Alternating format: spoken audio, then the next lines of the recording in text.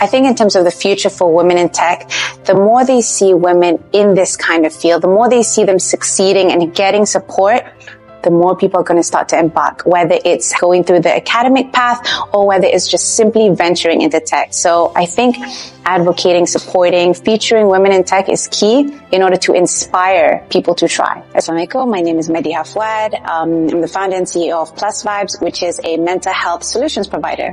What we do is mobile application, training, workshops, and events. Being an entrepreneur itself is tough.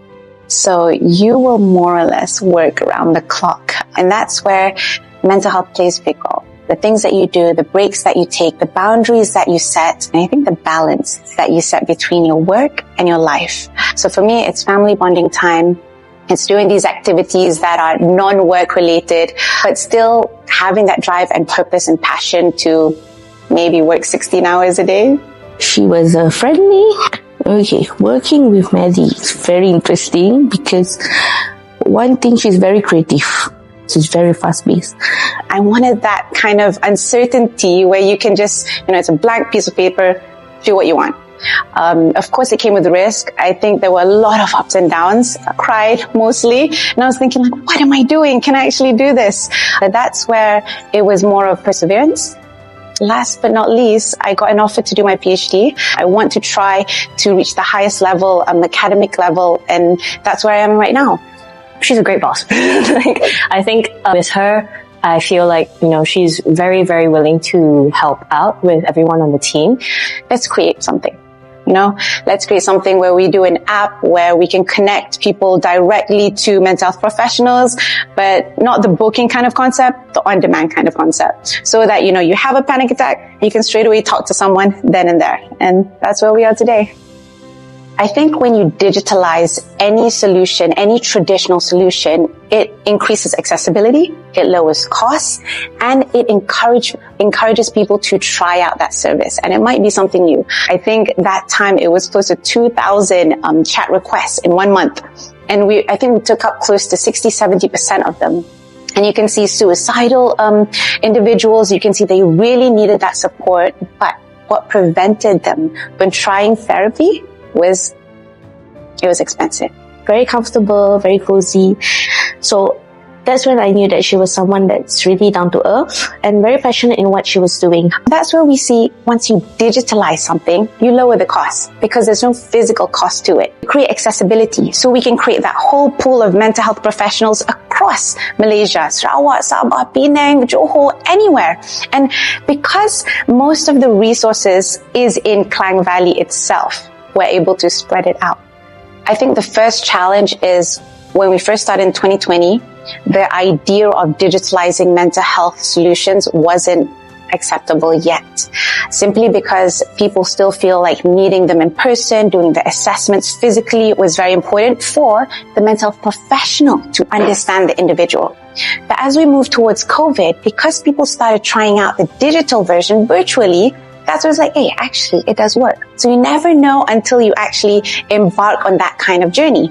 But of course, at that time, I would say we wanted to partner with so many people, universities, centers, NGOs, associations. And there was a, 50-50 chance we would get some on board, but some were just like, actually, no, I'm not ready for this yet. But today we have these associations, these universities coming on board and saying that we want to digitalize. Help us. Can we list our services on your platform? Can you provide our resources? Yes, of course. It's about creating that accessibility, right? So I think the first challenge was when you don't know something in any industry, there's that uncertainty. The key is networking, because it's only with networking that you really feel that circle. And it's sort of like self-efficacy where you learn from watching people. You learn from seeing other people do it.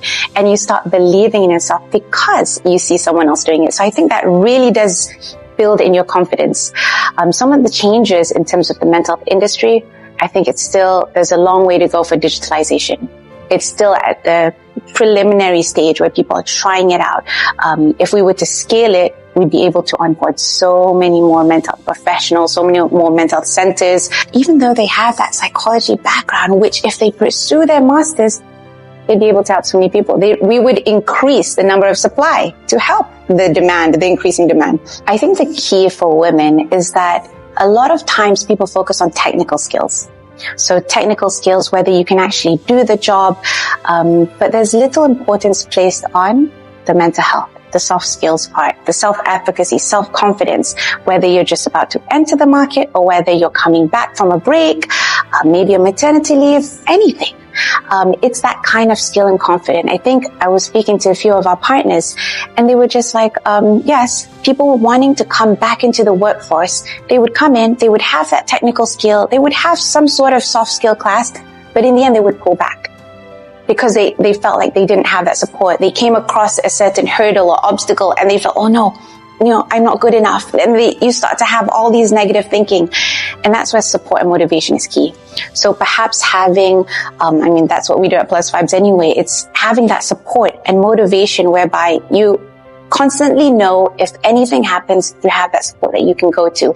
Any questions, maybe even perhaps coaching where it's accessible to anyone who's entering or about to come back into the workforce.